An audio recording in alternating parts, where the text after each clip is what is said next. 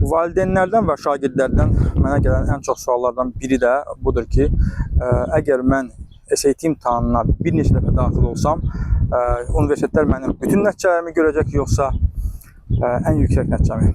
Qısa cavab budur ki, universitetlər sizin adətən ən yüksək nəticənizi götürürlər. Hətta bəzi universitetlər maraqlı bir super skor yanaşması edir. Bu nədir? Yəni siz birinci imtahandan riyaziyyatdan daha yaxşı bal yığmısınız, amma ikinci imtahandan verbaldan daha yaxşı bal yığmısınızsa, universitet fərqli imtahanlardan hər bir section üzrə ən yüksək balı götürüb ümumi sizə bal hesablayır. Yəni bu o deməkdir ki, siz imtahana, SAT imtahanına bir dəfədən çox daxil ola bilərsiniz. Bu çox normal bir haldır. Hətta uğurlu tələbələr adətən belə edirlər. Ancaq bir məsələni də yadda saxlayın ki, hər bir universitetin tələbi ayrıdır. Ona görə də hansı universitetə daxil olmaq istəyirsinizsə, həmin universitetin qəbul tələblərinə baxıb ona uyğun addım atmaq daha məsləhətlidir.